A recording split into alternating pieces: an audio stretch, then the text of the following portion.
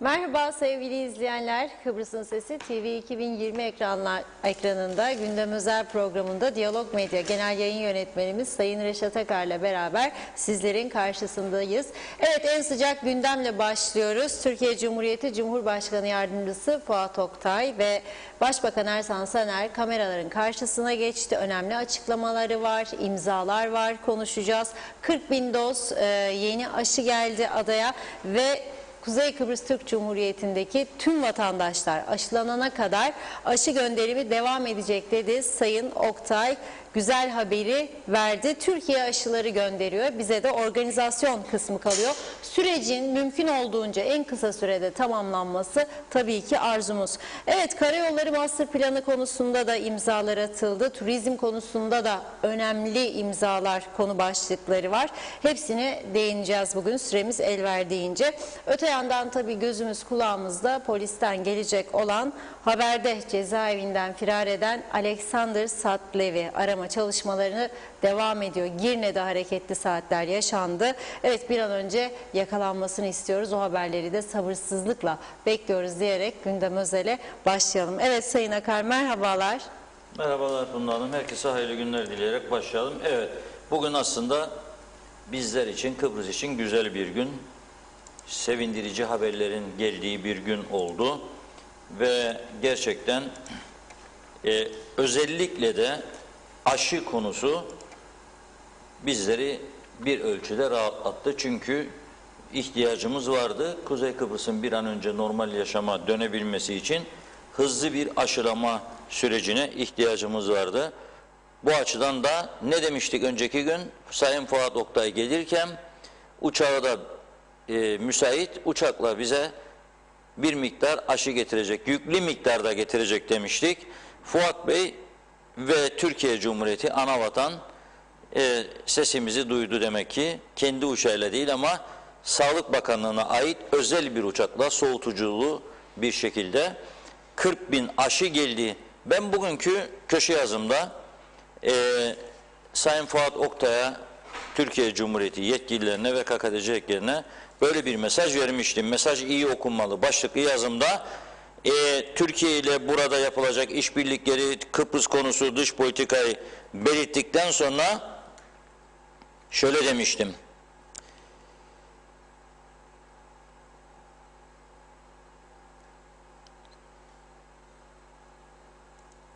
Çok sayıda iş adamımız, bugünkü görüşmede dedim, yani bugün yapacakları görüşmede protokol, her şeyden önemlisi hızlı bir şekilde aşı temininin sağlanmasıdır. Buna dedim büyük bir ihtiyacımız vardır. Çok sayıda iş adamımız bizim de bu çorbada tuzumuz olsun anlam noktasına gelmişse Türkiye'nin öncülüğünde aşı temini için ciddi taleplerimizi ortaya koymalıyız. Çin'den gelemiyorsa İngiltere'den 200.000 dolayında aşıyı Türkiye'nin aracılığıyla temin edebilirsek büyük bir başarı olur. O zaman Güney'in de önüne geçer, moralimizi yükseltiriz. Morale her zamankinden çok daha fazla ihtiyacımız vardır. Türkiye'ye güveniyoruz. Bugünkü yazının son 2-3 paragrafı budur. Ve Türkiye bugün bizlere 40.000 tane aşı gönderdi. Sinovac aşısı Çin'in. Daha önce de 40.000 gönderdi. Demek ki 80.000 aşı Kuzey Kıbrıs'a gelmiş oldu.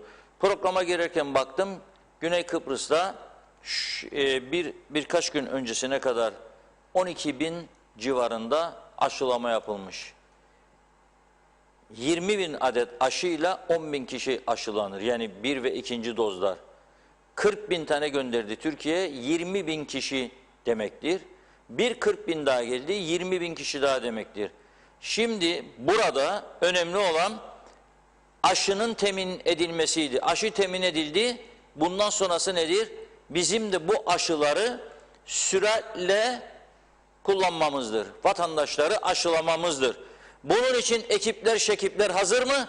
Bilmiyorum. Sağlık Bakanlığı'ndan bu konuda tatmin edici açıklama bekliyoruz.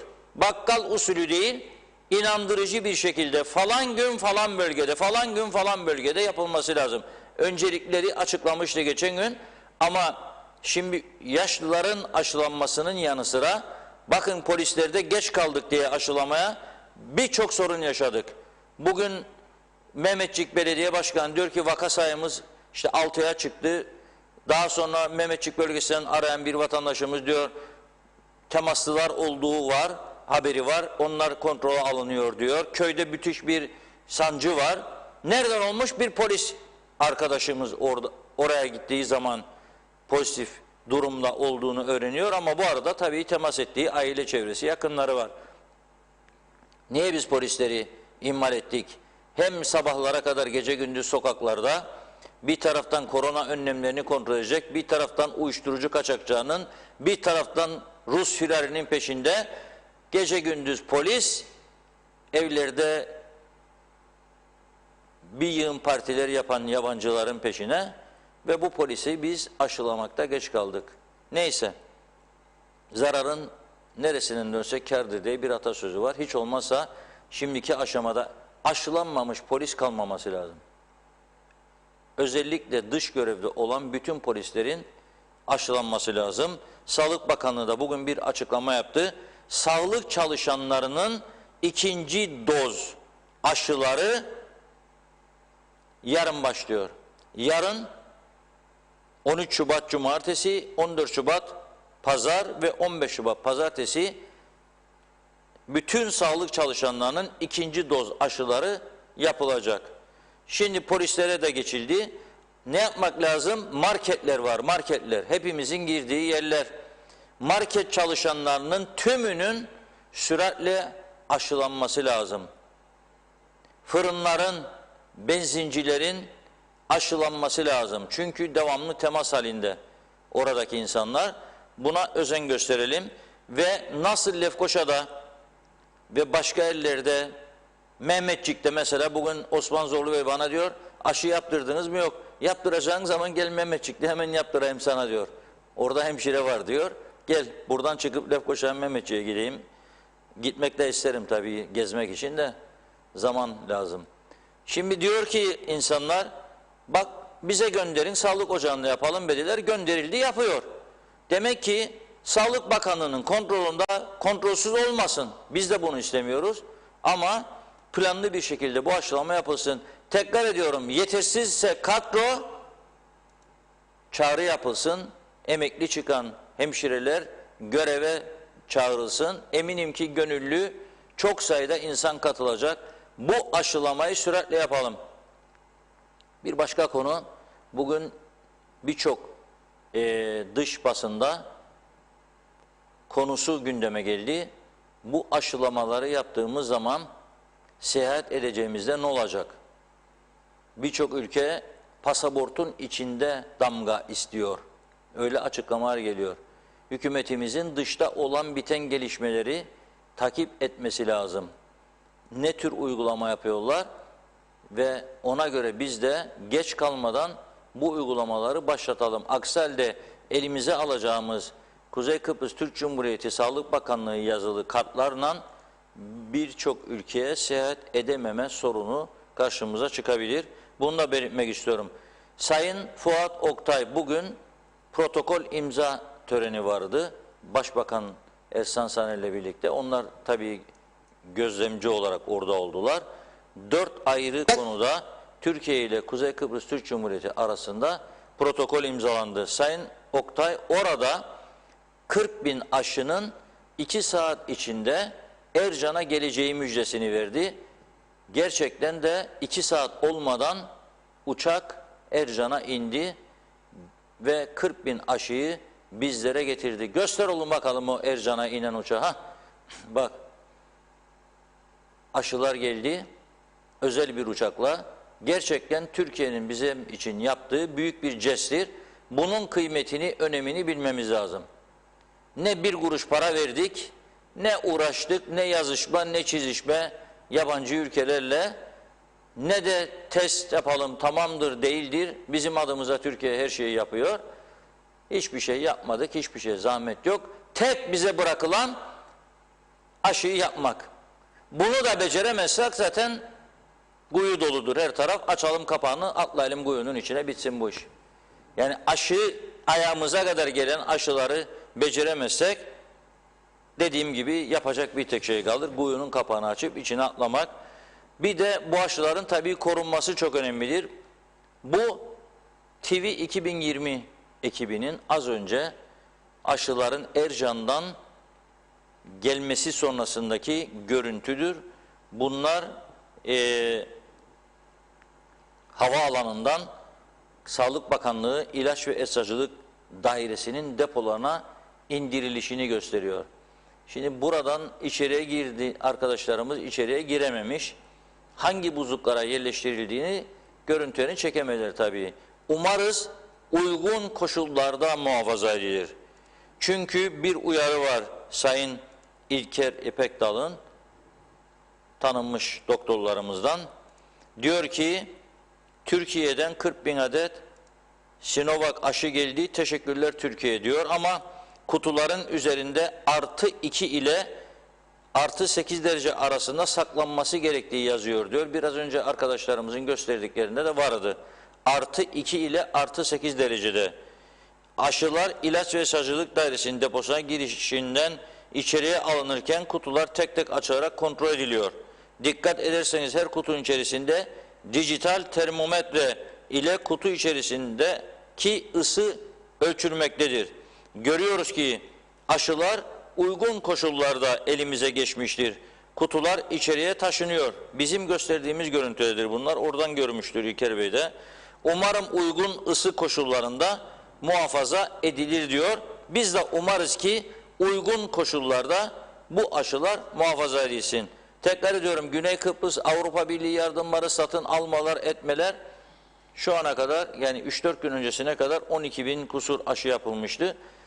Biz eğer hızlı bir sürece girersek eminim ki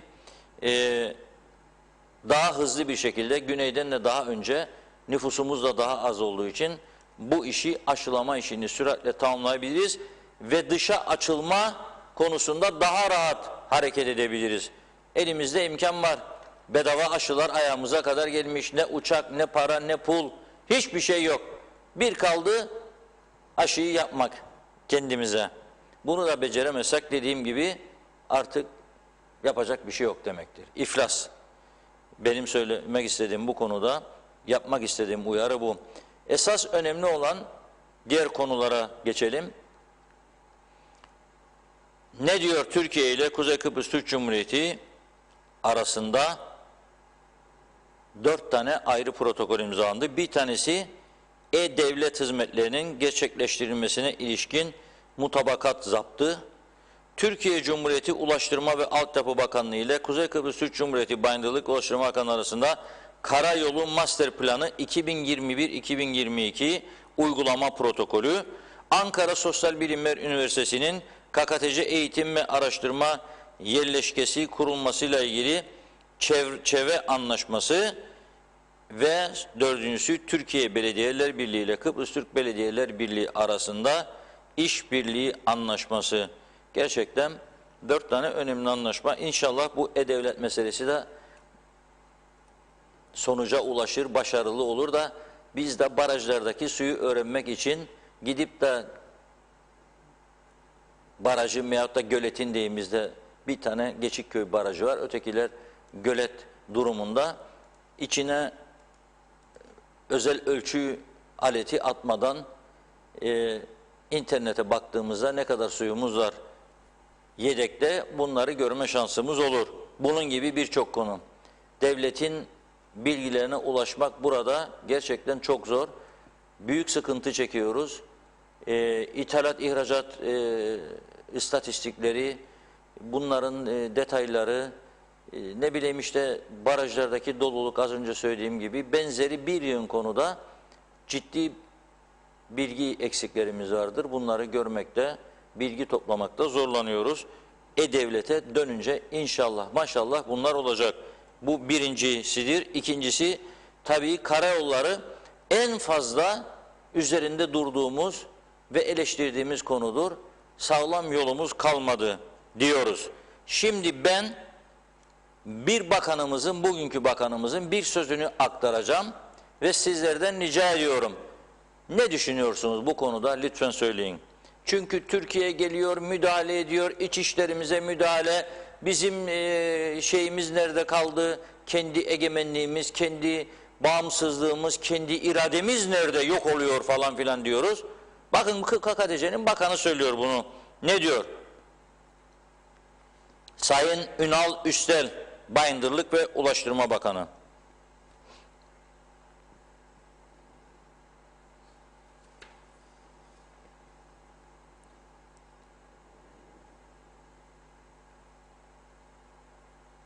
Devam eden yollar vardır diyor. Bu protokol gereği yapılacak olan işler söylüyor.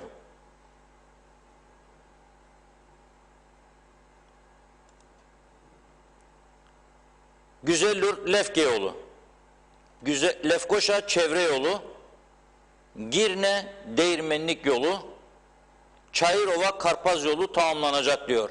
Tekrar ediyorum. Bakan Üstel, Güzellur-Lefke yolu, Lefkoşa çevre yolu, kaç senedir Lefkoşa çevre yolu, Ercan'dan gelen turistlerin turizm bölgesi Girne'ye daha kolay taşınması ve trafiğin rahatlaması için Hasbulat yakınlarından kayacak, yakın doğu yanlarından Girne yoluna çıkacaktı. Kaç yıldır bekliyor bu yol. Kim ise sorumluları bunların bilemem. Vicdanları rahat mı acaba bu konuda? Güzellur-Lefke yolu, o da yarım kalmıştı. Girne Değirmenlik yolu, Çayırova-Karpaz yolu. Bunların yanı sıra diyor, okuyorum şimdi burasını, kalın çizgilerle altını çiziyorum.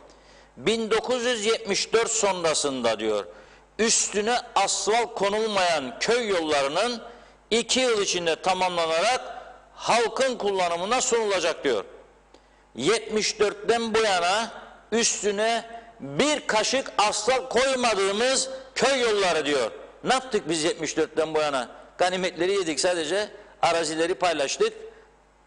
Sattık, yedik, içtik, BMW'ler, Mercedesler, lüks arabalar, cipler, şarakeler, dünya rekorları kırdık bunlarda.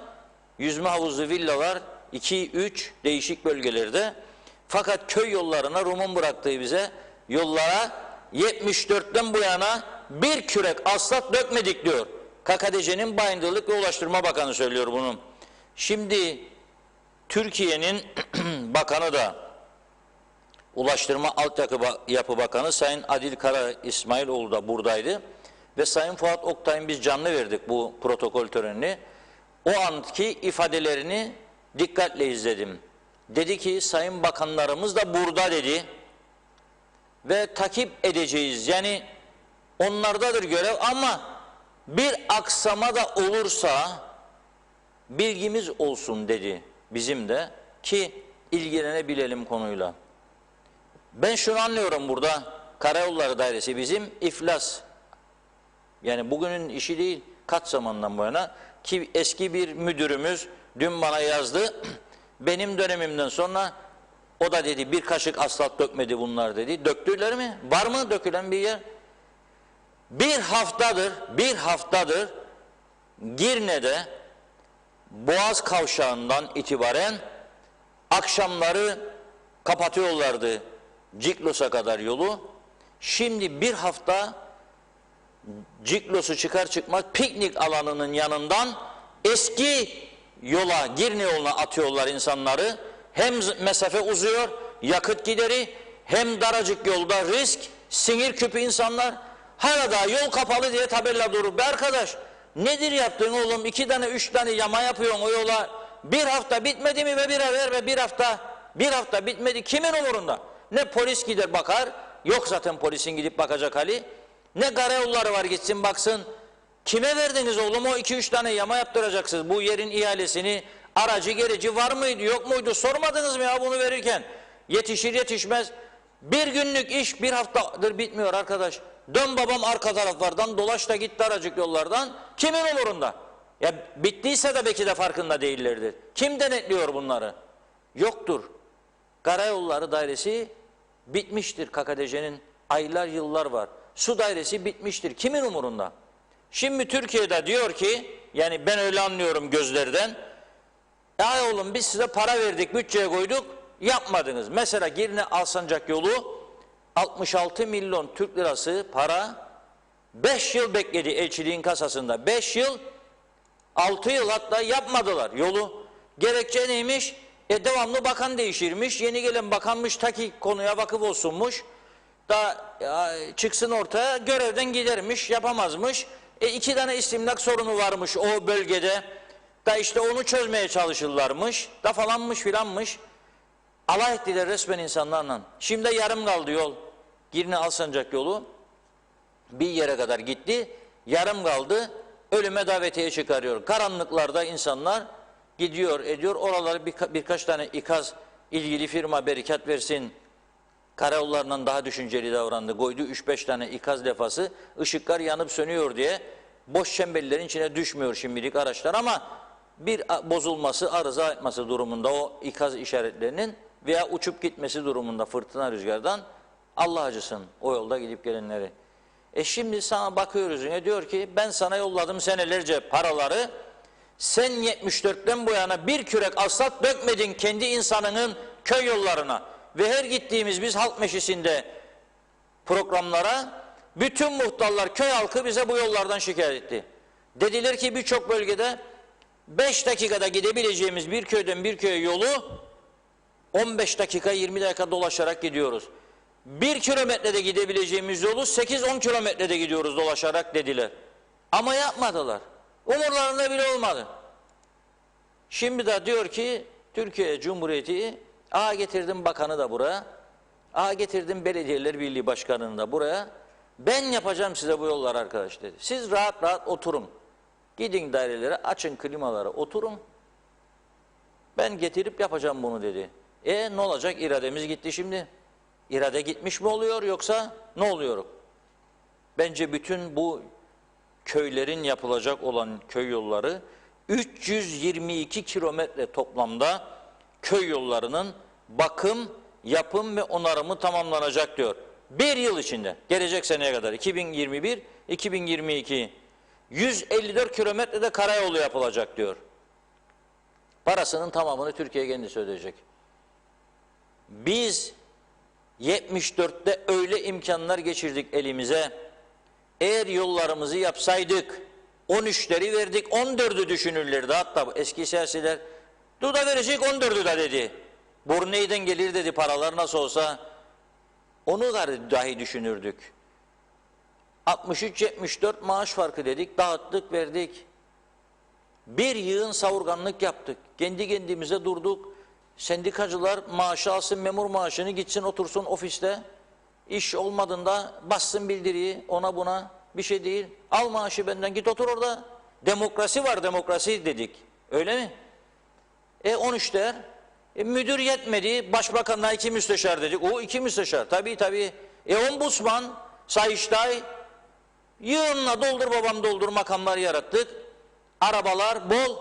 Resmi hizmet aracı 300-500 yetmedi. 1000, 1500, 2000, 3000, 4000, 5000. Al babam al. Her seçim dönemi yaklaştığında Tarım Bakanı kendine yakından, Orman Bakanı kendine yakından, İçişleri kendine yakından, Dışişleri kendine yakından, o galeriden, bu galeriden, bu galeriden onlardan memnun edelim. Seçim gelecek, desteklememiz lazım.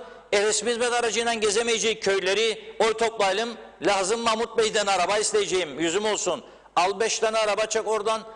Sana ne be? Köy yolundan falan memleketmiş, çökmüş etmiş. Boş ver. Seçime bak sen. Böyle geldik bugüne kadar değil mi? Şimdi de bakıyorum bazı çevrelerden ses Türkiye'de bizim irademizi yok abim. Siz yaptınız bu düzeni, siz yarattınız. İrade yok. Geliyorum yapıyorum sana bunu dedi. Ve yapsın şükürler olsun diyorum ben de buradan. Yapsın yollarımızı adam gibi gidip gelelim. Yok ki bağırıp çağırık her gün çukurların içine düştük bilmem ne olduk. Şehitler diyarı Taşkent'e gidin bakalım gidebilirseniz Taşkent'e. Hadi gidin. Gidin Taşkent'e bakalım gidebilirseniz şehitler diyarına. Gidin bakalım. Biz ölümden döndük programa giderken orada. Gidin. Düştüğümüz çukurlardan. Ne yaptık biz bugüne kadar arkadaşlar? Gozanköy vardır. En güzel yerlerinden birisi. Savaş Boranseli sabah da gördüm bugün. Selam ederim buradan kendisine. Az mı yalvardı? Finlandiya Büyükelçisi geldi dedi. Bizim tepenin üstünde bir yeri var. Ben daha kısmet olmadı, gitmedim yani. Yok zannedilsin ki gittim de gördüm de ziyafette. Yok yok. 1000 defa davet aldım ama gidemedim. Ama çok anlattı, fotoğraflarını çekti, bana gönderdi, videolarını gönderdi, gördüm. Finlandiya elçisi demiş ki giderken cennet burası demiş gelirken ama cehennem yollarından geçerek geldik. Yok mu ya o demiş. 2 kova asfalt döksünler de bu çukurları kapatsınlar demiş. O da Güzelyurt'taki Karayolları Dairesi'nden rica ediyor. En yakın yer olduğu için. Bakana gidiyor, başbakana gidiyor, ona gidiyor, buna gidiyor. Tamam arkadaş diyor Ulaştırma Bakanı, senin iş tamam. Yapacaklar. Gelmiyor, yapacak, gelmiyor. Güzelyurt'taki Karayolları Müdürü, vallahi asfaltımız var gelip dökecek de arabaya benzin yok koydum gelecek arabaya diyor kendisine. Aylarca, yıllarca sürüncemede kalıyor bu işler. Böyle memleket yönettik biz. Onun için irade hikayeye girmeyelim. Böyle yönettik. Kimsenin umurunda araçları sıraladık. Bu da yakıt yokmuş gitsin yolu kapatsın. Yönetme, planlama, uygulama, denetleme, düzgün içtihat, namuslu içtihat. 5 tane temel kuralın hangisini yapabildik? Çıksın desinler ki şunu yaptık biz. Hadi söylesinler bir tane. Yok. Onun için Türkiye'nin bugün bu bizlere sunmuş olduğu yeni süreç hayırlı uğurlu olsun diyorum. Zaten biz kendimiz artık gel Türkiye yap bu yollarımızı diye bağırmaya başlamadık mıydı? Başladıydık. Eğer düzelmezsek bir sonraki süreçte diyeceğiz gel bunu da sen yap bize. Mesela gel Girne Antik Limanı'nı sen yönet çalıştır. Ben yapacağım bu çağrıyı. Bu şekilde giderse gel Girne Belediyesi'ne bir tane de sen yardımcı koy oraya 2 kişi olsun. Ana yavru da bu lağım suları denize gitmesin artık. Mahvolduk denizlerimizde. Bir şeyler yap bize.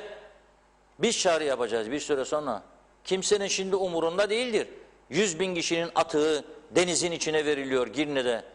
Umurumuzda değildir. Ama bir süre sonra ne tür felaketlerle yüzleşecek ya? Onları düşünen yok. O yüzden şimdi adım adım gidiyor bu işler. Su geldi. Baraj yapıldı. E-Devleti kuruyor. Karayollarını yapıyor. 74'ten bu yana bir kürek asfalt dökmediğimiz köy yollarının tamamını yapıyor. Böyle olacak arkadaş. Yok gönderecek parayı buraya da projesi hazır ama 2 istimlak sorununu çözememiş. Bakan devamlı değişirmişmiş da ilgilenememişler o konuyla da bilmem ondan sonra o olmuş bu olmuş. 6 sene bekleteceksin sen insanları 6 yıl insanlar canı avucunda seyahat edecek ve ondan sonra bana masal gazel okuyacaksınız. Diyeceksiniz ki işte biz yapıyorduk da ömrümüz yetmedi. Ha şimdi ne diyecekler? Bakın seçim olacaksa Ekim'de değişiklik olmazsa ne diyecekler? Bu şimdi bizi bugün yönetenler diyecek. Bizim iktidarımız döneminde bu asfaltlar yapıldı ha yollar. Biz bu ülkeye sahip çıktık. Kuzey Kıbrıs Türk Cumhuriyeti'ne bayraklar marşlar çalacak. Seçim zamanı. Yok sen yapmadın diyeceğim ben de sana. Şükürler olsun Türkiye'ye ana vatana diyeceğim. Sen yapmadın. Sen hiçbir şey yapmadın. 74'ten bu yana sen söylüyorsun ki bir kürek asfalt dökmediniz bu memlekete. Sahiplenmediniz memleketinizi sonra forever dersiniz. Nasıl forever? Nasıl forever? Sahiplenseydiniz memleketinizi bir kürek asfalt dökerdiniz. Köylünün bu kadar acı çekmesine, kentlinin bu kadar acı çekmesine yol açmazdınız. Yollarımızı tamir ederdiniz. Yapmadınız hiçbir şey. İnsanlar öldü yollarda, en tehlikeli bölgelerde 2 kova asfaltı götürüp dökemediniz belirli kavşaklara. Yerler gösterdiler size Lefkoşa Mausa yolunda bazı kavşaklar Turunçlu falan oralarda insanlar öldü. Kaç defa program yaptık gittik oralara. Duydunuz mu bu sesi siz insanların? Duydunuz mu acaba ailelerin feryatlarını? Yok. İdare et oradan 2 araba gelsin buradan 2 araba o ihale senin bu ihale benim. 36 dolar al 128 dolara sat. Tamamdır görmedim duymadım etmedim seçim zamanı geldi mi yolla bir arabada köylere gidelim. Resmi hizmet aracı olmasın bakan arabası 00 şu falan. Da desinler seçimde kullanırık devletin arabası. Sen yolla bize idare et bizi. 3-5 tane de yolla taraftarlar var onlar da gelecek alkışlamaya. gideceğimiz yerlerde tamamdır. Bu şekilde siyaset yaptık da övüneceğiz. Mümkün değil. Sizin düşüncelerinizi de merak ediyorum. Bu 74'ten bu yana bir kürek asfalt meselesi çok önemli. Sayın Ünal Üstel'i de kutlarım, tarihe geçecek bir söz söyledi. 74'ten bu yana dediği bir kürek asfalt dökmedik köy yollarına. Ne kadar müthiş bir itiraf. Tarih bunu yazacak. Ben yazdım önüme ama tarih de bunu yazacak. Ey Kıbrıslı Türkler, siz 74'ten bu yana 2001 37 yıl geçti be arkadaş, 47 yıl geçti. Ve köyüne, senin bütün köylerin oralarda her sene bir köyünden ilgilenseydin bugün bu sorun olmayacaktı. 2 kürek asfalt dökemedik ya. Bu kadar ganimet yedik. Parçaladık memleketi. Arazileri sat paralar. Çimento torbalarında aldık gittik. BMW'lar aldık. Mercedesler, Cheroklee'ler. Üzücü bir durum. Evet, izleyicilerimizin de bu konuyla ilgili yorumları, mesajları da oldukça yoğun. Çok çok teşekkür ediyoruz öncelikle katılımınız için. Hemen aktarmaya başlayayım. Yıltan Hansı, ağzınıza yüreğinize sağlık Reşat Bey demiş. Evet, Kudret Eriz, evet diyor Reşat Bey, mış, evet bitmiş demiş. Evet, Engin Sedat Tözün, selamlar, irade dersiniz ama irademizi teslim edeli çok oldu liderlerimizin sayesinde diyor. Murat Çağlın da helal sana, her zaman böyle konuşun, bravo demiş. Deniz Karadeniz, Kuzey Kıbrıs Türk siyasetinin tümüyle değişmesi gerekiyor diyor. Köklü reformlara ihtiyaç var, sistemin yeni baştan kurulması gerekiyor demiş. Yeni yüzlerin bu sistemin içinde olması gerekir. İnanın bu kadar küçük ülkede yaşanan basiretsizliklere, plansızlıklara yeter artık diyor. Ufuk Yücetürk de Reşat Bey çok doğrudur. Yıllarca söyledik, güvercinlik köy yolu kalmadı diye. Kaç tane lastik değiştik düştüğümüz çukurlardan dolayı, çok şükür sonunda birileri sesimizi duydu. Yollar yapılacak diyor. Kadir Güner de Reşat abim doğruyu söyleyin, 9 köyden kovarlar, abim yüreğine sağlık demiş. Fatih Aztekin yönetemedik diyor direkt. Selman Kartal, ben Kuzey Kıbrıs Türk Cumhuriyeti'nde karayolları diye bir kurum görmedim de duymadım da demiş. Mustafa Togay, Sayın Akar, bunlar Türkiye'nin yaptığı ve yapacağı yolları göreceksiniz. Ne temizliğini ne de otunu temizlemeyecekler. Göreceksiniz, yazın bir kenara. Bunlardan ne köy ne kasaba olmaz. Çok güzel bir kelime var. Başarmak için inanmak ve çalışmak lazım diyor. Gürkan Bengü Giritli, Türkiye'nin bizlere sunduğu imkanlar muhteşem. Teşekkürler Türkiye demiş. Şahin Demirel, Reşat Bey ilk olarak hiç olmayan İnönü Akdoğan yolunu yapsınlar. Çevre yola atarak herkes gidiyor. Her sene düzenli olarak yol ruhsatımızı ödememize rağmen ne hikmetse asfalt yüzü görmedik demiş. Barış Erdoğan, Reşat Bey bunlar kadar beceriksiz hükümet görmedim. Türkiye'nin gönderdiği parayı eşit şartlarda dağıtılsaydı yoksul kalmazdı. Yazıklar olsun. Ay sonuna kadar kapatacaklarmış. Ne olacak özel sektör çalışanları? Yazıklar olsun diyor. Serdal İslandırıcıoğlu da ağzına sağlık Reşat Bey. Allah Türkiye'ye başımızdan eksik etmesin. Türkiye'den 80 bin aşı geldi. Sana Avrupa 2 bin aşı verdi. Nerede o Avrupacılar? Sindiler, kaldılar diyor. Ercan Kızılkaya'da Funda Hanım, Reşat Bey 12 yıl önce Şahinler Köyü'nde kırsal kesim arsası verilmiş. Orada insanlar 70 konut yapmışlar. Ne yazık ki ne yol ne evlere su, kanalizasyonu, hiçbir şeyi yok. Devlet belki buraya bir el atar da insanlar bu mağduriyetten kurtulurlar diyor. İsmet Ezel, bürokrasi kalkacak dedi. Sedat Keyif, Reşat Bey iyi yayınlar. Hep böyle gidin, helal olsun size. Doğruyu söylersen sevmezler memleketimizde demiş. Köksal Şengün de kolay gelsin. Akar'a bir sorun var. Bilgisi varsa lütfen aydınlatsın. Bizi kitlerle ilgili haber çıktı. Doğruluğu var mı acaba? 2,5 dolar olan kitleri 80 euroya bu halka reva görmüşler. Eğer doğruysa biz daha neyi tartışıyor, neyi konuşuyoruz? Ben Erenköy'de askerliğimi yaptım. Orada yatan şehitlerimizin tek gailesi halkın özgürce yaşamasıydı. Bu ihaleleri alanların gözünü nasıl doyuracağız? Bilen varsa söylesin lütfen diyor. Eral Karada kimdir bunların suçlusu diye sormuş. Düzeni kuranların değil mi? Ahbap çavuş düzenini yaratanlar şimdi emekli yer yiyeyim ört üşümeyeyim, 30 bin 40 bin aylık alırlar bu insanlar, hesabını vermeli ama kimi kimden demiş. Hayırlı yayınlar diliyor. Kemal Kaya, Reşat Bey ben burada gördüm. Asfaltı sarı parke taşlarıyla tamir edildiğini hatırlarım. Haşim Volkan çimento dökmüştü yola tepki koymak için demiş. Mehmet İnancı, Türkiye'deki restoran sahibi ayda 23 bin lira öderken mal sahibi uzlaşmadı. Kiracı mahkemeye verdi ve kirası yarıya düşürüldü. Kuzey Kıbrıs'ta kiralar yarıya indirilir mi sizce Reşat Bey diye soruyor. Murat Ekler'de Reşat abi Türkiye veriyor. Hadi suçlu. Tam emin değilim ama bu Lefkoşa-Girne ana yolunu zamanında bir Arap zengini yaptırmış. 4 gidiş 4 geliş diye ama 2 gidiş 2 geliş yapmışlar.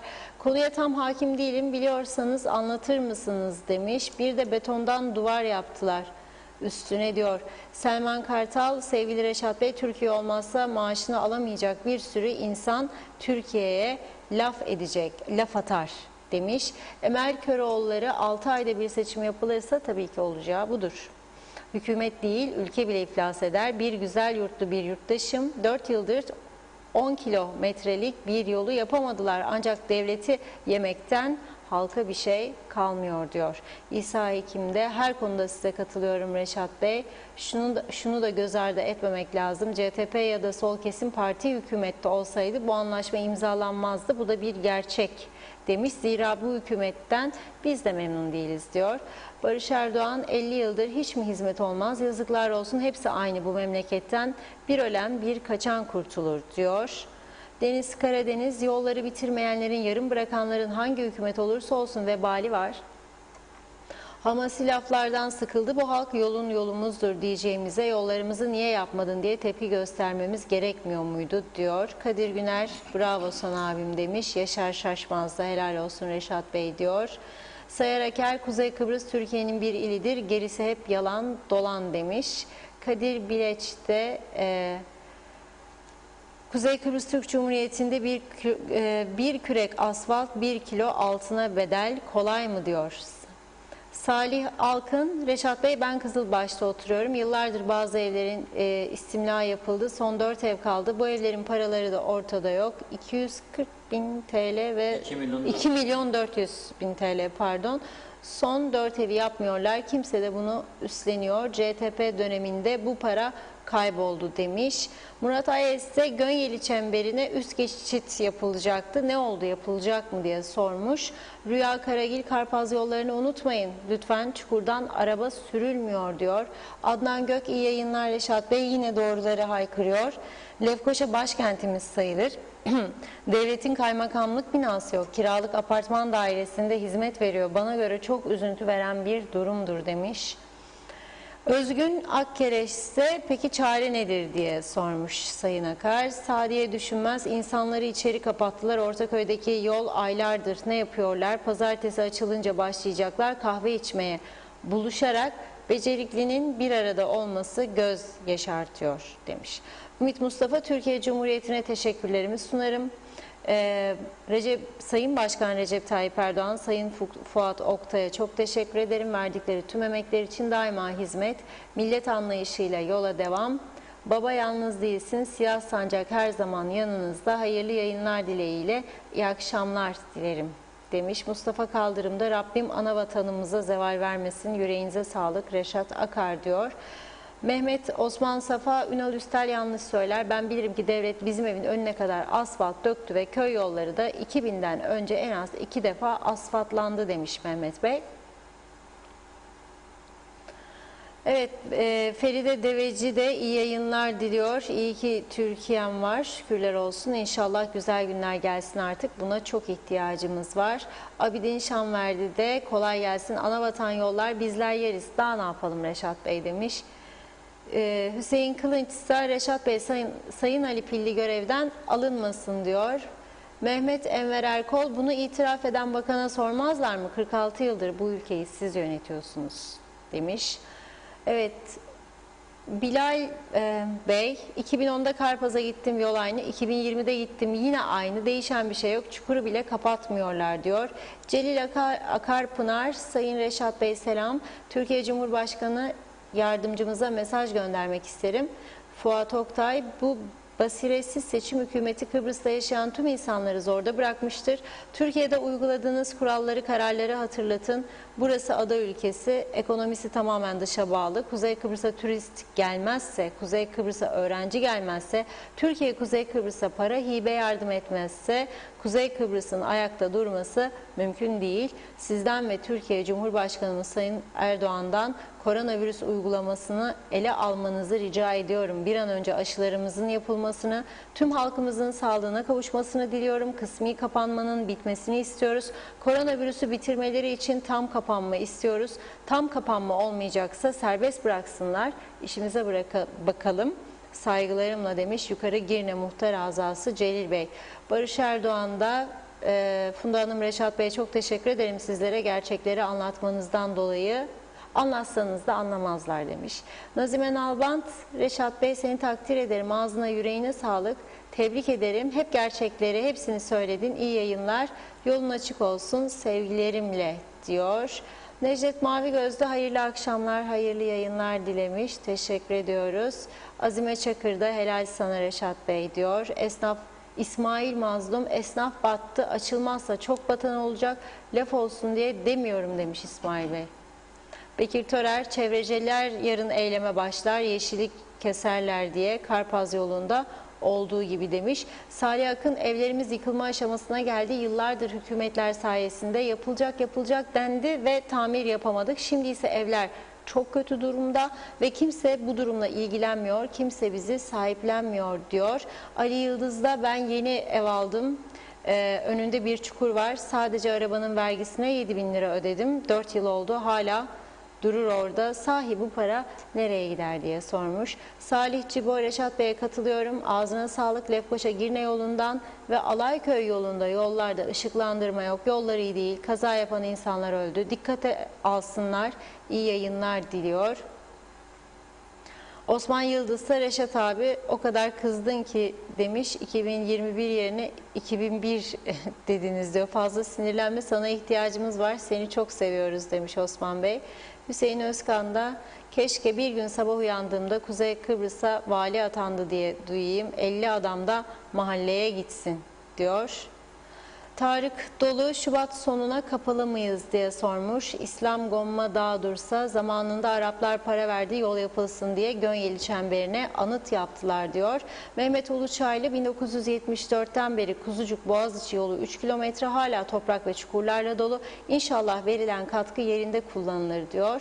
Numan Boğaç da iyi yayınlar dilemiş. Reşat Bey doğru söylüyorsun. Sizi her zaman severek izliyoruz diyor. Kemal Altunç, atasın Türkiye bir vali, bu iş temizlensin. Hiç gerek yok o kadar bürokrata demiş. Tezcan Yolaç'ta güzel yurt Lefke yolu yıllardır bitmedi diyor. Kısmet İzanoğlu, iyi yayınlar diliyorum. Ben bir özel sektör olarak soruyorum. Bilim Üst Kurulu evde kalan memur kapanma tarafıdır. Eğer onlar da bizim gibi 1500 lira alsalar ne gibi tepki gösterirlerdi demiş Kısmet İzanoğlu. Son birkaç daha mesaj okuyup ara vereceğim. Ünsal Bayburg, bu imzalardan sonra meclise gerek kalmadı sanırım demiş. Hüseyin Koltan iyi akşamlar diliyor. Reşat Bey iyi yayınlar, kolay gelsin. Doğru Haber'in adresi. Türkiye'den yine aşılar gelmiş. Çok teşekkür ederiz. Çok sevindirici bir haber. Reşat Bey inşallah tez zamanda herkese aşılar yapılır ve bu beladan kurtuluruz. Çok teşekkür ederiz. İyi ki varsınız. Ağzınıza, yüreğinize sağlık diyor. Sayarak Erse, adanın en heyecanlı yayını seyretmek keyif veriyor. Yolumuz yoksa eşeklerimiz var demiş. Son mesaj okuyayım Vedat Alagöz'den. Funda Hanım, Reşat Bey sizleri kutluyoruz. Sizlere olan bu hükümetle bu işler olmaz olsa başarılı giden bir Sağlık Bakanı'nı yemeye çalışan bir başbakan var. Başbakandan o göreve doğru yoldan gelsin. Doğru yol kurultaydır diyorum ve burada bir ara veriyorum.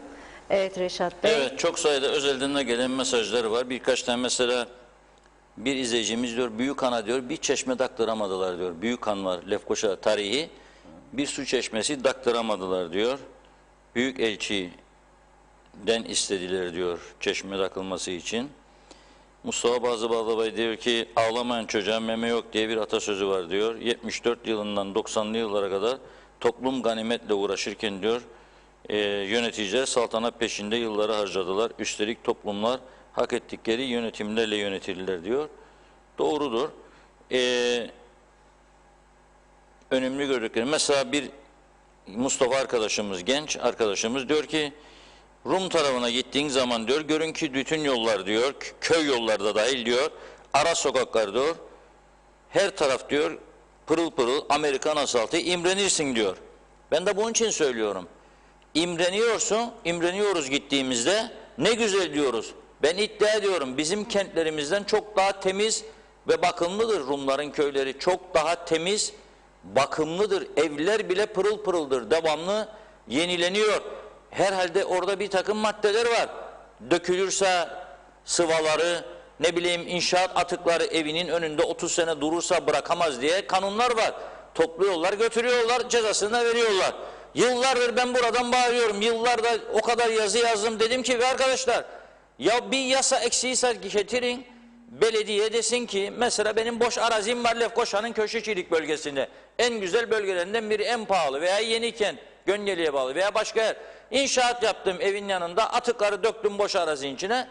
Kalsın bakalım da belki ileride gene bir şeycik yaparız. Olur mu öyle şey?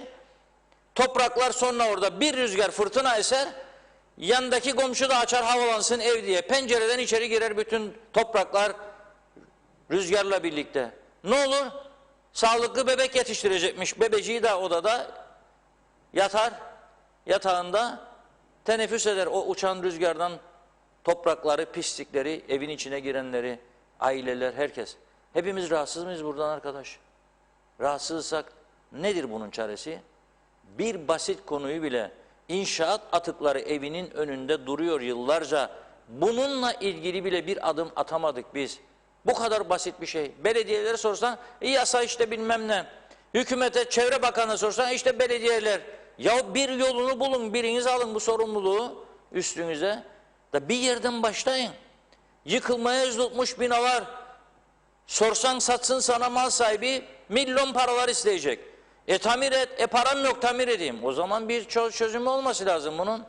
Birisi restore edecek, tamir edecek, en azından yıkılmasını önleyecek. Dökülen sıvalarını yenileyecek. Cezasını da kesecek. Avrupa istiyoruz. Böyle Avrupa olmaz.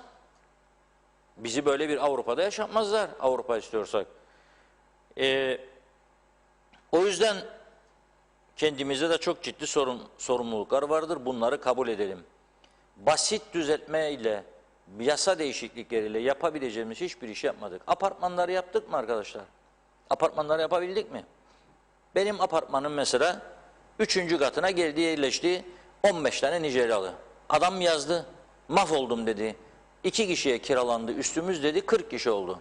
Bambada bütün gece müzikler. Ne yapabilirsin? Polis gelsinmiş. Polisin elinde yasa var mı acaba? Neye göre gidecek oraya, ne yapacak? Polis gelsin. Var mı bizim bunları önleyecek kanunlarımız, nizamlarımız? Gene bizim arkadaşlarımızı gönderdik. Bir küçük tavukçu dükkanı geçmişte zamanında, bilecekler, Hisar'ın üstünde Resap Hastanesi'nin yanında tavuk ızgara satılan bir yer vardı. Küçücük bir dükkan. O dükkanın üst katında, sende kısmında, 2 kişinin yatması zor olan yerde 20'den fazla üst üste yatan işçi buldular, Pakistanlı işçiler arkadaşlarımız. Gittiler, çektiler, yayınladık. Ondan sonra belediye gitti, orayı mühürledi. Arkadaşlar öyle sonsuza dek devlet yönetecek, idare edecek demek laf yeterli değildir. Onunla devlet yönetilmez, insanlar da yönetilmez. Sorumluluklarımızın hangisini yerine getirdik onu sormamız lazım.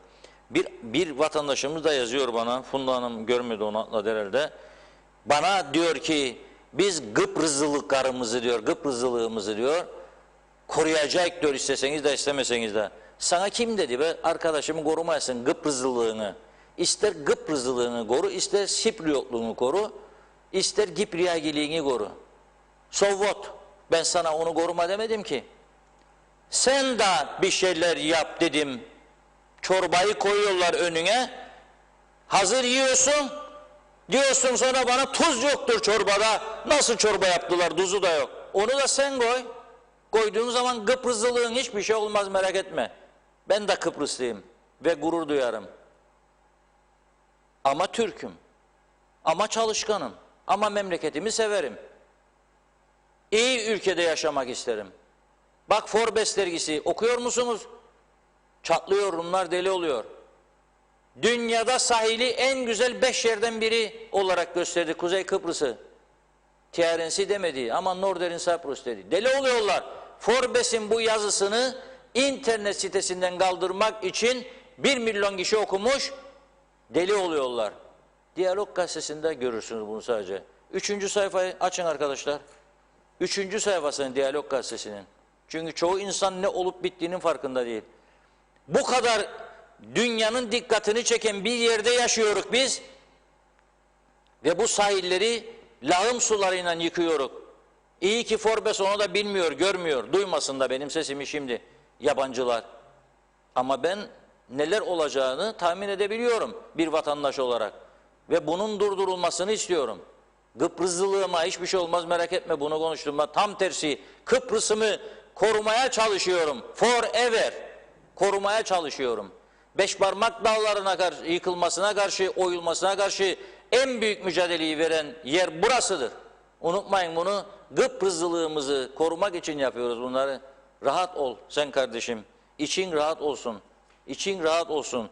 Kıbrıslılığını korumak için önce yaşadığın toprakları korumasını bileceksin. Oturduğun evi temiz tutmasını bileceksin. Kapının önünü süpüreceksin. İnşaat atıklarını bırakmayacaksın. Ben de komşu olarak rüzgar esine seninden kalan toprakları yutayım. Yok. Böyle yama yok. Böyle Kıbrıslılık olmaz. Veya çöpleri market poşetlerine dolduracaksın, bana da atacaksın. Kapının önüne patla patla da kimse sana bir şey yapmayacak. Ne yapalım da ne yapalım, yasada yok da bilmem ne de yok. Yok böyle bir şey. Yapmayana yol gösterirler. Türkiye'de ana vatanımızdır, bize yolları gösterecek. Türkiye'de belediyecilik bugün en ileri noktadadır. Bir taş ucuna gidelim beraber, binelim gemiye de görelim nasıldır. Bir zamanında taş ucu bir küçük köydü. Gemi seferleri başladığı zaman ilk gidenlerdenim. İlk gidenlerdenim. Gazeteci grubu götürmüşlerdi. Köydü, köy. Şimdi gidelim, imrenirsiniz. İmrenirsiniz, orada yaşamak istersiniz. Girne'yi bırakıp da gidip orada yaşamak istersiniz. Anlayın nereden nereye geldiğimizi anlamamız lazım. Onun için bunları konuşacağız. Ayıbı mayıbı yok bu işin. Kendi ülkemizi temizlemek için çalışacağız. Türkiye'de bize yardım ediyorsa teşekkür edeceğiz. Teşekkür edeceğiz. Yardım edene teşekkür etmek lazım. Ve kıymetini bilmek lazım. Sadece çünkü artık şey meselesi değil yani. Karayolları meselesi değil bu iş. Bizim Turizm Bakanlığımızın tanıtma fonları vardı. Bu fonların da bir kısmı uzun zaman idare-i maslahat amaçları için kullanıldığını bilmeyen yok değil mi? Bizim partiden ise destekle de o bu olsun falan filan. Paralar gitti yığınla. O fonun paraları çok önemlidir. Şimdi bugün Sayın Fikri Ataoğlu'yla görüşen Türkiye'nin Kültür ve Turizm Bakan Yardımcısı Sayın Serdar Çam, ki tanıdığım birisidir. Çok değerli bir insandır. Kıbrıs'a çok seven bir insandır. Kıbrıs'ta da bağları vardır. Kendisinin tarihsel bağları vardır. Eşi zannederim Kıbrıs'ıdır. Görüşmede çok önemli bir konuya dikkat çekti. Onu burada aktarmak istiyorum. Şöyle diyor. Turizm sektörü diyor zor bir dönemden geçiyor. Bu sürecin 2020'de sona ermesi beklenirken 2021'e de yansıması olmuştur diyor. Aşılama süreci hem Türkiye'de hem de dünyada kendi içinde yürüyor. Aşılamanın başlatılması turizm sektörüne olumlu yansımalarının şu anda ümit edilen seviyededir diyor. Devam ediyor diyor. Şartlar diyor olumsuz yönde ilerlemezse ve tedbirlerle süreç rahatlarsa Türkiye'ye bu yıl 31 milyon turistin gelmesini bekliyoruz diyor. 31 bin turist gelirse 31 milyon turist gelirse Türkiye diyor 20 milyar dolar da turizm geliri bekliyoruz diyor. 20 milyar dolar Türkiye turizmden gelir bekliyor. 31 milyon turist hedefliyor. Biz kaç bekliyoruz acaba? Ne yaptık? Uçak var mı? Plan program var mı? Tur operatörleriyle bağlantı var mı? Tanıtım var mı? Nerede? Yoktu böyle bir şey. Diyor ki, bizim önceliğimiz diyor iç turizmde hareketliliği sağlamak. Nitekim Ocak-Şubat kayak merkezleri doldu full Türkiye'de. Ardından da dış turizmin hareketlenmesi olacak diyor.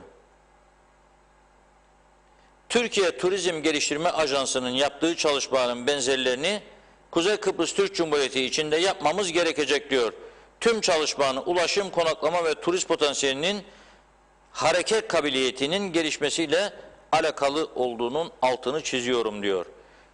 Demek ki Türkiye Turizm Geliştirme Ajansı'nın Türkiye tanıtımlarıyla ilgili yaptıklarının benzerini KKTC içinde yapmamız gerekecek diyor. Evet, zaten siz yapmazsanız bizde yapacak biri de yok. Yapan bazı özel otel işletmeleri vardır. Lübnan'da, İsrail'de, Ürdün'de, Türkiye'de Girne'nin tanıtımları yaptı. Onlara daha bire gırbacı vuruyoruz. Biz Kıbrıslılar. Neden yapıyorlar bunu diye. Para vuruyorlar çok falan filan diye. Vurdukça vuruyoruz, vurdukça vuruyoruz. Ya enteresan bir durum. 30 dolara adamlar oda veriyor. 30 dolara yaklaşık ya hadi 35 dolar, hadi 40 dolar. Normalde 500 dolarlık otellerde karantina için devlet istedi diye onu da eleştiriyoruz Kıbrıslılar olarak. 500 dolarlık yatak 30 dolar, 40 dolar helal olsun vatana, millete.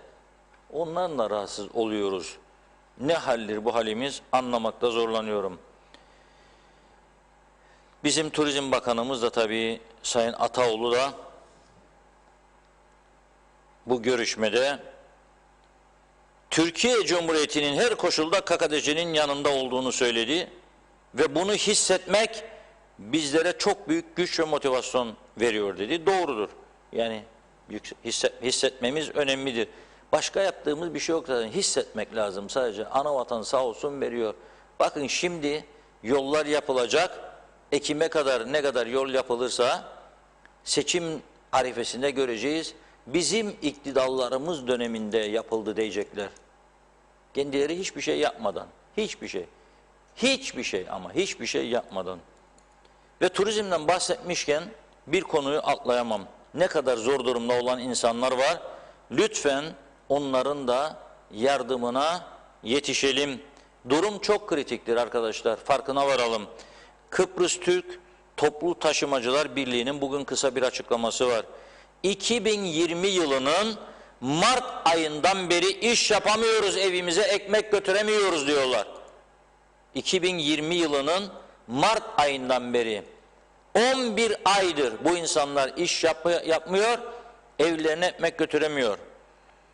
Hibe yardımı alarak ayakta durmamıza yardımcı olun diyorlar. Biz turizm taşımacılığına eğer ki destek olmazsanız yarın yaklaşık olarak tahmini turizm başlama zamanı 6 ay 1 yıl sonra turist taşıyabilecek ne otobüs ne de bu işi yapabilecek işletmeci bulamayacaksınız diyor. Evine ekmek götüremeyen kişiler vardır diyor Mart ayından beri. Onların sesini de duyalım ve bir çaba gösterelim. Kıbrıslıca söylüyorum. Bir hissa verin arkadaşlar.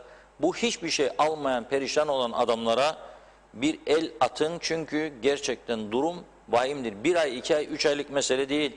11 aydır direniyorlar. Bakalım Mart'ta direnmeyle geçecek büyük bir ihtimalle. 12 ay, 1 yıl. Nisan'a sarkarsa 13 ay. Acaba onların sesini duyabilecek bir makamımız var mıdır? Bilemiyorum.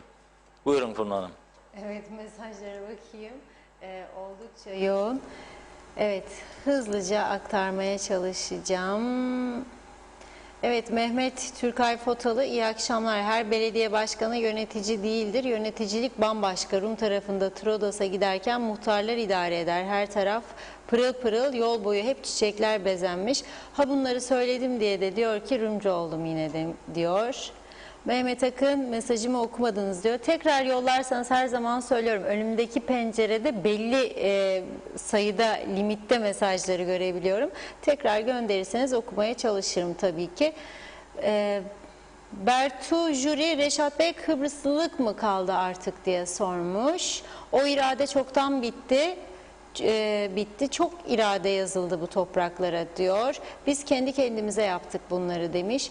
Hüseyin Kayardal, bu eleştirilerden gerçekten utanıyorum. Biz Kıbrıslılar bu kadar mıyız? Yani yıllardır çalışıyoruz, yine bir gün bile yücelten yok demiş. Yazıklar olsun verdiğimiz emeklere diyor.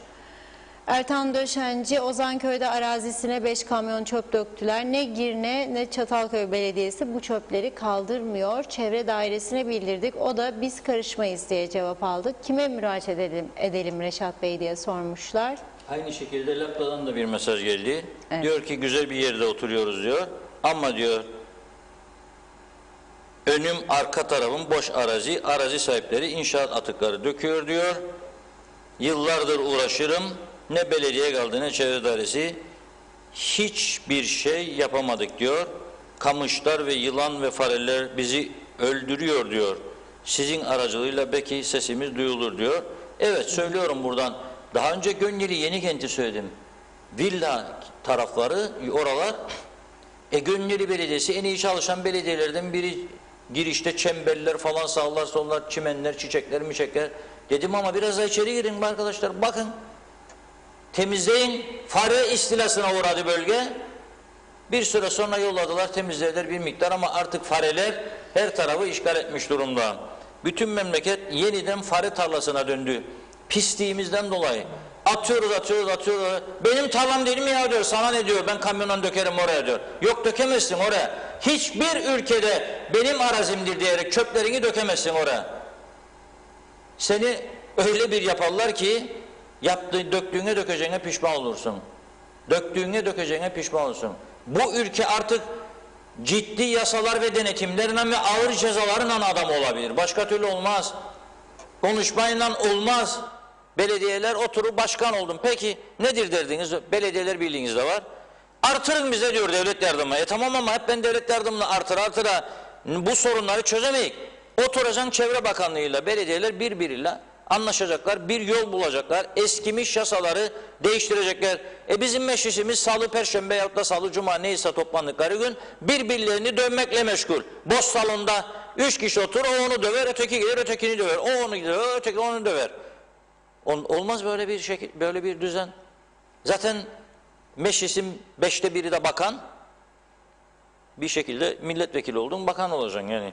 Müthiş çarpışmalar oluyor seçim sonrasında. O mu bakan olacak, ben mi bakan olacağım? Yani aynı konuda olduğu için müdahale ettim size. Evet. Bunu da eklediğim üzerine.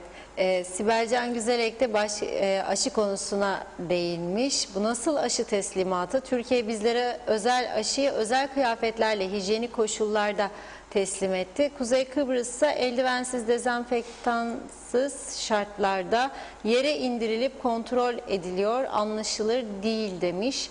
Yasemin Durmaz, partizanlığım yok fakat başbakan açıklama yapıyor. Asıl işgalci Rumlardır diyor. Kuzey Kıbrıs'ta bazı kesim işgalci biziz diyor. Dünyada hangi ülke insanları kendi ülkesini işgalci olarak görür? Gerçekten şaşırıyorum demiş. Zalihe Devrim, süper yorumladınız Kıbrıslıları. Aynen beynimi okudunuz Reşat Bey. Dilinize sağlık. Bizim insanımız böyle değildi. Ne olduk böyle demiş. Metin Leblebicioğlu, bana avukattan telefon geldi. Telefon borcumu ödemedim diye 6 ayda. Fakat havalimanının ihalesinde yolsuzluk, milyonlarca lira, dolar, sterlin, ara emri koyulan eski başbakana jet krizinin zanlıları ortada yok. Fakat biz halka 7 ayda mahkeme kağıdı geliyor. Bu nasıl adalet demiş. Ahmet Bilgili, hayırlı yayınlar diliyor. Her gün sizi takip ediyorum demiş. Sizin aracılığınızla sesimizi duyuracağız. Başka sesimiz yok. Bizi kapattılar. Marketler açık, kasaplar açık. Hemen hemen her yer açık.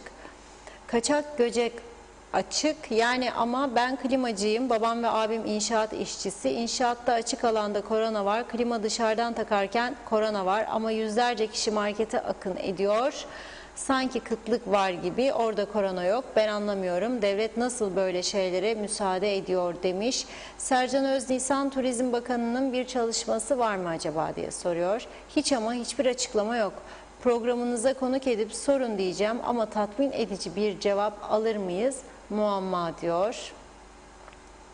İsmail Cömert iyi günler dilemiş. Sayın Fuat Oktay'ın dünkü basın toplantısındaki ince bir detayda Kuzey Kıbrıs'taki siyasi istikrarsızlıktır. Her geldiğimizde farklı yüzlerle karşılaşıyoruz dedi. Anlayana demiş. Bir de ünlem işareti koymuş. Azime Çakırsa Allah'ım korusun seni Reşat Bey, bizi savunasın başımızdakilere karşı diyor. Sultan Sönmez iyi akşamlar, hayırlı yayınlar dilemiş. Teşekkür ediyoruz. Mehmet Kurtulmuş'a da. Erol Canseç, bu yılın ve gelecek yılların turizm yıldızı karavan tatili olacaktır. Bunu çok yıllar önce ilgili makamlara sunmuştum. Çünkü İngiltere'de 4 yıl en büyük karavan yerini çalıştırdığımdan dolayıdır. Fakat kısmetse çok yakında bir belediye altında başlatmayı planlıyoruz demiş Erol Bey. Evet, Gölmen Çatı Çardak, Funda Hanım, Reşat Bey iyi yayınlar, bizim turiste ihtiyacımız yok. Hükümet demiş otelleri Güney emekçileriyle doldurdu, turiste gerek yok diyor. Tema Yavaş iyi yayınlar dilemiş, Londra'dan selamlar. Yılcan Hacı Emin de teşekkür ediyoruz. İzlem Gündüzler, programınızda 3 aydır yatmayan öğrenci burslarını da konuşabilir misiniz? En son Ekim'de aldığımız bursu bir daha göremedik. Hakkımızla kazandığımız parayı alamıyoruz. Bu konuda mağduruz diyor İzlem Hanım. İbrahim Çanlı, bizde hiç gurur yok mu? Hep Türkiye'den bekliyoruz. Ayıptır artık demiş. Mehmet Akın, Emniyet Müdürlüğü kaçak hakkında neden açıklama yapmıyor? Kuzey Kıbrıs Türk Cumhuriyeti Polisi eğitimsiz mi diye sormuş Mehmet O konu Bey. programın sonuna bıraktık. Evet, konuşacağız. Biraz sonra da ona sıra gelecek. Gelişmeleri de aktaracağız. Erkan Erçika, Rumca konuşanlar bu vatanı daha çok sever Türkçe konuşanlardan yorumunda bulunmuş. Gürkan Bengü Giritli de sizi izlemek Kuzey Kıbrıs için çok büyük bir şans diyor. Teşekkür ediyoruz. Murat Genç iyi yayınlar demiş. Teşekkürler. İsmet Çakır da. Necdet Mavi Gözlü de iyi akşamlar diliyoruz. Abdullah Köroğulları, Reşat Bey oğlum pandemiden dolayı işten çıktı pardon. Şimdi çalışma izni bitti. Şimdi cezaya düştü mü? Lütfen bu konu hakkında bizi aydınlatır mısınız? Lütfen demiş. Nikos Bülent Antonio'da bir kola tenekesi boş at yola öde 850 euro. Bakalım bir daha atar mı diye söylüyor. Mehmet İnancı, Reşat Bey siz her gün... Güneyde demek istedi. Evet, Güneyde Nikos Bülent Antonio. Mehmet İnancı, Reşat Bey siz her gün öneri sunuyor, yol gösteriyorsunuz ve sonucu da alınıyor. Bana bir tane siyasetçi göstersinler bunu yapan demiş. Ahmet Bilgili, okudum sizin mesajınızı. Hasan Kırmızı, Karış olarak pandemi başladıktan sonra meclis önünde gerçekleştirdiğimiz 11 günlük araçlı eylemin nedeni bugünleri önceden bildiğimiz ve tahmin ettiğimiz içindi. Dünya çapındaki pandeminin yoğunluğunun devamını takip edecek olursak ülkemizdeki turizm ve üniversitelerinin başlangıcının en iyi ihtimalle Ekim 2021'de olacağını görebiliriz. Yaklaşık 7 ay süre olduğunu göz önüne alacak olursak kalan sürede toplu taşıma sektörünün dayanacak gücü kalmadığı aşikardır demiş Hasan Kırmızı. Evet, Mehmet Akın, Türkiye Cumhuriyeti Sağlık Bakanı Fahrettin Koca 150 aşı anlaşması yaptık dedi dün. Kuzey Kıbrıs'ta iş adamları nerede diye soruyor. İsterse bir kişi parasını verip alabilir. Deve kuşu misali kafaları toprağa gömüyorlar ama halk bunları görüyor demiş. Yaşar Aracı, Reşat Bey gün geçmiyor. Şikayet edeyim usanmadan bıkmadan yine çöplerini dökerler. Devenin boynu düzelirse Kuzey Kıbrıs'ta düzelecek diyor. Kenan Akın iyi akşamlar dilemiş. Reşat Bey, 28 belediyemiz bugüne kadar gelişigüzel inşaat molozlarını çevreye atan kaç kişiye ceza yazdı? Keza çevre dairesi kaç kişiye ceza yazdı? Acaba diye sormuş. Maalesef cennet vatanı çöplüğe çevirdik demiş. İlyas Genç de Alsancak'la Lapta Belediyesi birleşip bir arıtma tesisi kuramaz mı? Bir kanalizasyon yapamaz mı? Bu kadar zor mu bu iş? Her mahalleye şebeke koysa, herkes kuyu yerine şebekeye bağlansa olmaz mı diye sormuş. Her yer kokudan geçilmiyor diyor. Sultan Doğu, Reşat Bey, bizim apartmanın park yerlerini araba lastikleriyle kestiler. Arabalarımızı park edemiyoruz. Belediye bir şey yapmadı. Polislerimiz gelip uyardı kendilerini. Maalesef lastikler yine aynı yerde duruyor diyor. Hakan Şahin, ne kadar kapalı kalacağız? Para bitti demiş. Mehmet Tanık, Sayın Reşat Bey, iyi program sunuyorsunuz. Tebrik ederim. Sizin cesurca konuşmanız gerçekten alkışlanacak bir durum demiş. Mustafa Menekşe de, Reşat Bey, ben yıllarca bunların hepsini boşuna maaş alırlar. Tek çare vali, bunlardan kalacak para hepimize yeter. Türkiye'ye verecek. Bunlar yiyecek diyor. Süleyman İşlek ise, Kuzey Kıbrıs'ta tüm bakanlıklarımız operasyonel özelliğini kaybetmiştir. Sembolik bakanlıklar icraat yapamaz durumuna gelmiştir. Liyakatın bittiği, sadakatin baş gösterdiği bir sistemde kamuda kimseye iş yaptıramazsınız. Hakkımızda hayırlısı, saygılar diyor. Evet, Ersin Arap, programınıza saygım sonsuz demiş. Kıbrıslıların en büyük sıkıntısı bütün dert şikayetleri sosyal medyadan duyurmaya çalışmak. O da 2-3 gün sonra kül suyu gibi oturur kalır. Hiçbir zaman ses getiren bir eylem yapamıyoruz. Et de bıçak da, bunlar da bizi istedikleri gibi doğrarlar. 11 ay oldu çalışmıyorum. Bu yüzden tok açın halinden asla anlamıyor. Klavye kahramanlarına göre virüs kasinolardan bulaştı demiş. Turizmi resmen bitirdiler diyor. Hasan Nihat Erduran'sa, bizim karavan kampları mülteci kampı, yüz karası demiş. Hatice Avcıerler, Allah'ın korusun seni Reşat Bey, ev karantinası ne zaman başlayacak diye soruyor. Hüseyin Bey, nasıl yasa bilmiyoruz ama sokaklar insan dolu. Biz evden çıkmıyoruz ama anlayış diye bir şey yok. Böyle devam ederse bu hastalık eksilmez, artar. İyi yayınlar, kolay gelsin ablam demiş. Mehmet Akın, pazar günü gazete çıkarmazsanız cumartesi günü bir program daha yapar mısınız lütfen demiş. Salih Muğla'da da, iyi ki varsınız. Gerçekleri söylemeye devam ediniz. Belki bir kıpırdama sayenizde olur. Londra'dan sevgiler diliyor. Metin Bayram'da iyi yayınlar dilemiş. Teşekkür ediyoruz. Ahmet Dinçer, Türkiye'mizden Allah razı olsun. Bu kadar yatırım yapılacak da esnaf, işçi ve serbest meslekteki olanlar için ne gibi bir düşüncesi olduğunu açıklamadı. Bizim siyasilerin bir şey yapacakları yok diyor. Ali Magario, sadece soruyorum, bu memleketin durumu ne olacak? Sadece soruyorum demiş. Musa Su İçmez, iyi akşamlar diliyor. Ne ekersek onu biçeriz. Biraz da kendi kendimizi sorgulamamız gerek. Çok bilmişlerimiz var. Başkasını beğenmezler. Saygılar diliyor. Gürkan Bengü Giritli, ben memurum, maaşım yatar ama vicdanen rahatsızım, özeldeki aç diyor. Altan Şaziye Cumhursa, hemen açılır mıyız yoksa sonunda insanlar isyan edecek demiş. Yusuf Umut Yeter Miroğlu da, bu kadar işi bozmamıza rağmen Türkiye hala para gönderiyor. Yani onlar bu boş yönetimleri görmüyor mu demiş. Eren Çeto'ya teşekkür ediyoruz. İyi yayınlar diliyor. Atakan Kara, Mobese kameraları çalışmıyor mu bu Rus için? Hiç mi kameraya takılmıyor diyor. Seldal Bozyiğitbaşı da, bir de anavatan kötüleniyor, bir de aşağılayıcı kötü kelimeler söyleniyor. Sayın Recep Tayyip Erdoğan Cumhurbaşkanı bizlere yardım etmezse kim edecek, varsa söyleyin, o ülkeyi destekleyelim. Sevilmese de saygı gösterilmelidir. Şahsi görüşüm, saygılarımla seviliyorsunuz demiş. Mehmet İnancı da, Reşat Bey sizden rica ediyorum, bir bağımsız grup oluşturup seçime katılın, göreceksiniz oy patlaması yaşanacak, buna inanın demiş. Ufuk Şenyayla da, sağlık için dayanalım. Tabii ki dayanalım ama maalesef dayanacak gücümüz hiç kalmadı. Bir çözüm üretin lütfen diyor. İbo Can'a, Funda Hanım niye mesajları atlıyorsun demiş. Hiç atlamadım. Sırasıyla şu an denk gelenlerin hepsi ardı ardına okuyorum. İzleyicilerimiz de bunu aynı şekilde takip edebilirler. Hasan Ertem, iyi yayınlar diliyor. Türkiye'ye verecek, bunlar yiyecek. Ahbap işleri devam. Rum tarafıyla ancak böyle olursa anlaşılır diyor.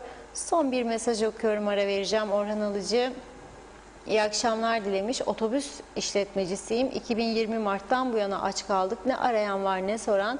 Bundan sonra ben de devlete olan yükümlülüğümü yerine getirmeyeceğim. Sağlıkla kalın diyorum ve ara veriyorum. Buyurun Reşat Bey.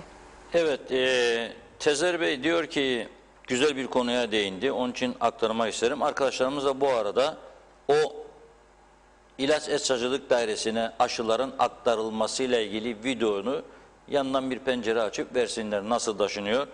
Görüyor Tezer Bey nasıl taşındığını ve şey diyor, söylüyor. Sağlık Bakanlığı'nın buzdolaplı bir arabası yok mu? Yoksa Kıbrıs'ta o kadar şirket var. Bunların buzdolaplı arabaları var. Onlardan rica etseler 2 saat için alamazlar mı? Sağlık Bakanı o arabaları ile ancak zerzevat taşıyabilir diyor.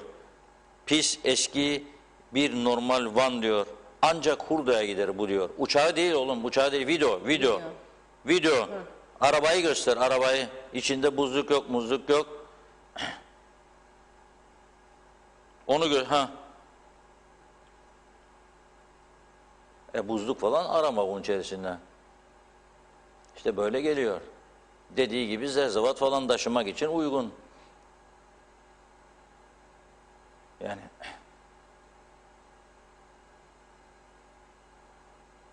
buzluklu araç olamaz mı bu? Bir buzluklu araç, bu kadar ölüm kalım savaşı veriyoruz. Milyon dolarlar kaybetti bu ülke bir yılda. Müthiş paralar kaybetti. Ve bir araba alamaz mıyız ya biz aşılar gelirken? Kıbrıslı olarak bizler bunu mu hak ediyoruz ya? Ha? Bu mudur hak ettiğimiz? Bedava aşı geliyor. O uçağın maliyeti kalkıyor geliyor. Türkiye'nin neresi? Ankara'da mı kalkıyor? Nereden kalkıyor? Geliyor buraya. Full getiriyor uçakları personeliyle. Özel soğutulmuş buzlukların içerisinde. Biz Ercan'dan buraya böyle getiriyoruz bunları. Buzluk yok, bir şey yok. Ve içeriye de Allah bilir nasıl girdiğini ben bilemiyorum tabii.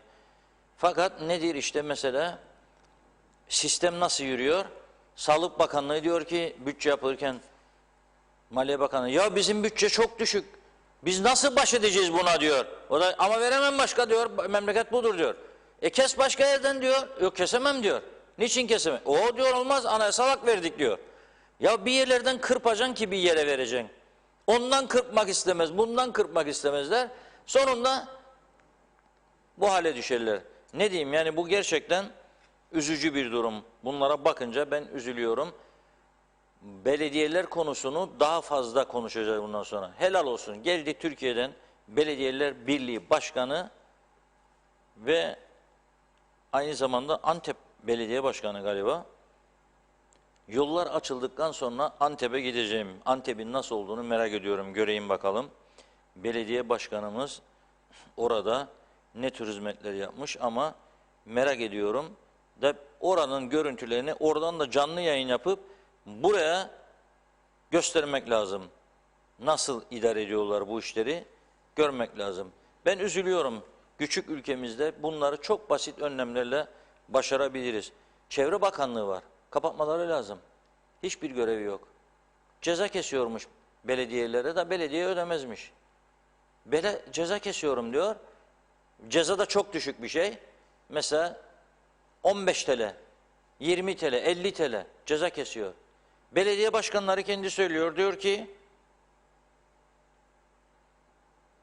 Diyor ki belediye başkanları diyor ki bugün diyor bir adam bir kamyon çöpü gelsin diyor Girne kapısına en işlek yere ya da meclis binasının önüne döksün 8 Türk lirası cezası vardır diyor. Gururlanalım işte Kıbrıslıyık. Gururlanalım. Meclisten bunu bile değiştiremedik ya.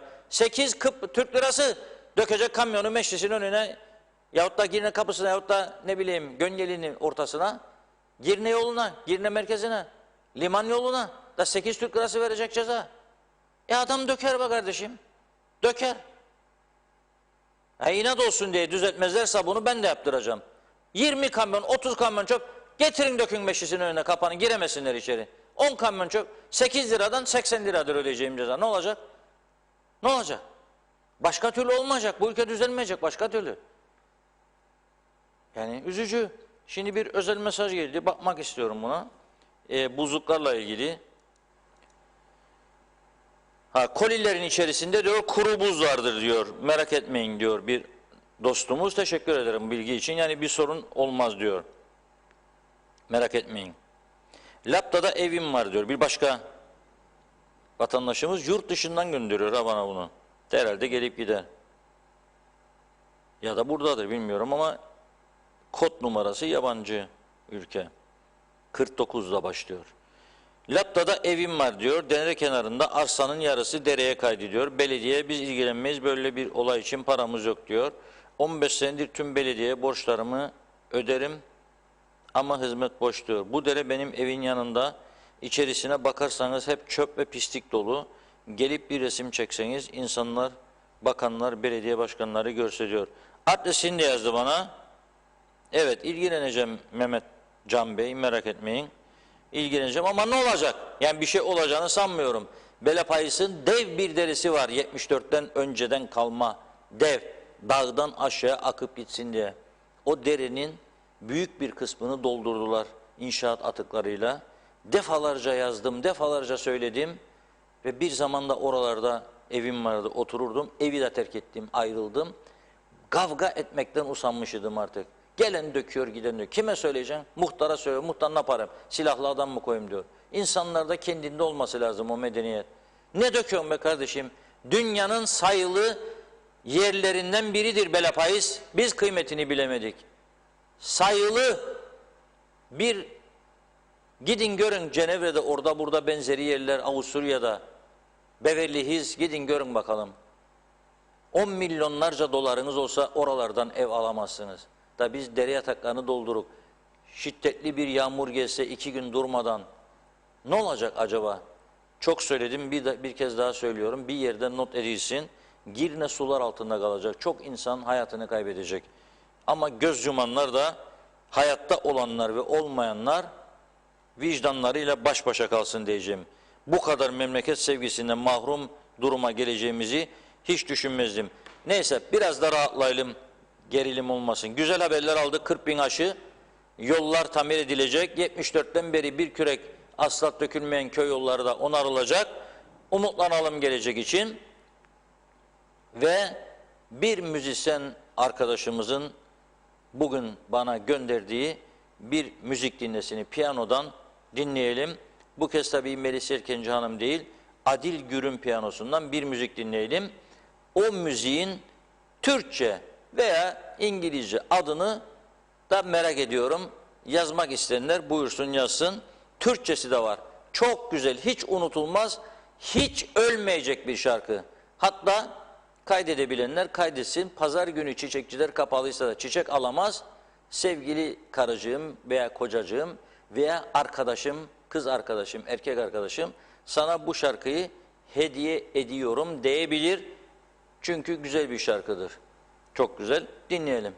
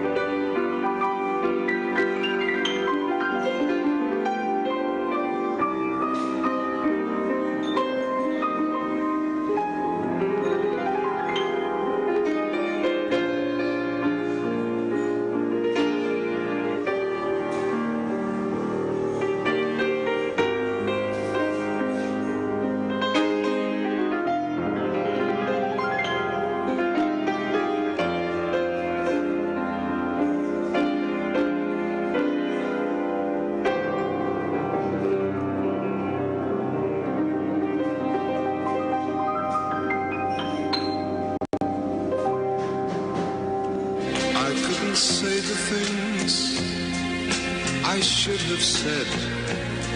Refuse to let my heart control my head. But I was made to see the price I paid. And as he held you close, the music played. Kapandı pencerem, şarkın sustu. Artık o kalbimde çalıyordu. O eski hislerim birden coştu. Fakat ne yazık ki sokak boştu.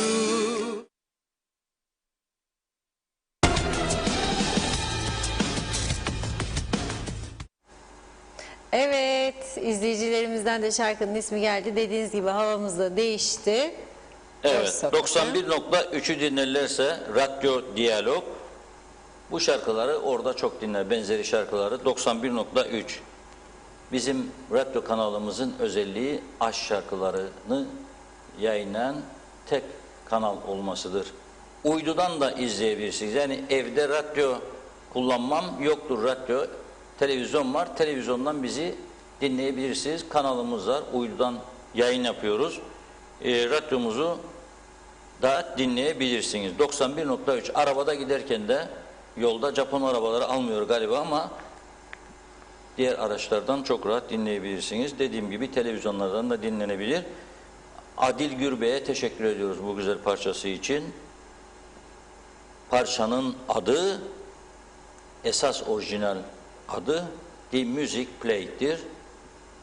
Bir kısım İngilizcesini de dinlettik çünkü telif yasaklarına giriyor. Dolayısıyla belirli bir sürenin dışında tamamını dinletemiyoruz. Matt Monroe'dan dinlemenizi tavsiye ediyorum. Müthiş bir ses. Türkçe'de ilk bunu okuyan Türkiye'de Ajda Pekkan oldu. Daha sonra Nilüfer okudu. Daha sonra Teoman okudu. Onun adını da zaten sizler de yazıyorsunuz. Sokak Boş. Tu. Şarkının adı. Sokak Boştu.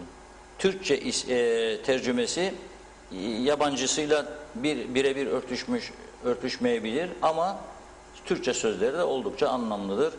Hiçbir zaman ölmeyecek bir eser.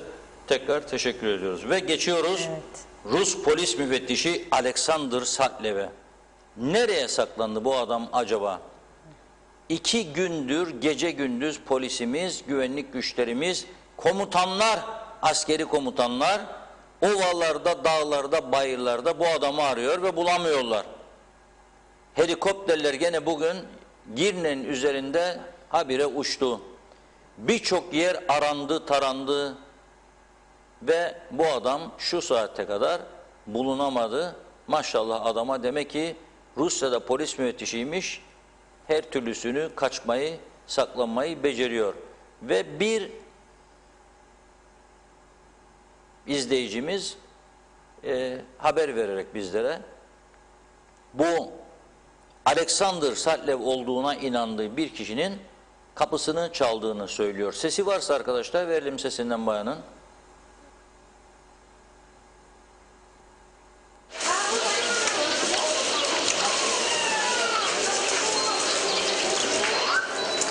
Ya şimdi yok gelemez aşkım. Ya. Bu evde oturuyorum. Az önce penceremi kapamak için burada penceremi kaparken kendisinden göz göze geldim. Çok hızlıydı. Tek görebildiğim bir kapüşon vardı üstünde ve kafasında geçiriliydi. Şuradan buraya atladı. Orada bir garaj var, görmekte olduğunuz. Bu evde şu an kimse kalmıyor. O garajdan evet arka taraf Asbank tarafına doğru kaçış yaptı.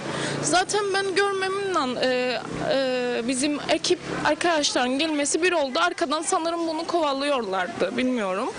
Göz göze geldim. Eğer camımı kapamasaydım belki de camımdan içeri girecekti. Korktum zaten o esnada, zaten hemen özel hareket falan geldi. Zaten herhalde büyük bir ihtimal onu kovalıyorlardı. Ama akşamda ben ailemle bu evde otururken burası benim odam, şalterlerim kapalı olduğu halde birkaç ses duydum. Büyük bir ihtimal ya bizim arka taraf sürekli ormanlık olduğu ve mağara olduğu için orada saklanmış da olabilir. Çünkü akşam aynı şekilde annem de sesler duydu, ayak sesleri. Büyük bir ihtimal akşamdan beri burada saklanıldı diye tahmin ediliyor. Korktum ama... Bahçenizde miydi burada? Sizin bahçenizde miydi? Yani ondan emin değiliz çünkü en son polisin verdiği habere göre ve asker yukarıda Niyazi Takeaway'nin orada görmüşler. Ondan sonra zaten ekipler kovalamaya başladı. Ben o anda sadece penceremi kapatıyordum ve göz göze geldim. Ve Yani sizin bahçesinin miydi yoksa arkadaki otoparkta mıydı? hemen şuradan çıktı. Şu dip var ya, şu duvarın köşesinden çıktı. Şuraya atladı. Oradan girdiği garaja ve 10 dakika öncesi polis arkadaşlar geçiyor. Dedim ki karşıdaki ev kimsesiz. Bir de oraya bakın. Dememe kalmadı. 2 saniye sonra ben göz göze geldim. Yani buradaydı büyük bir ihtimal.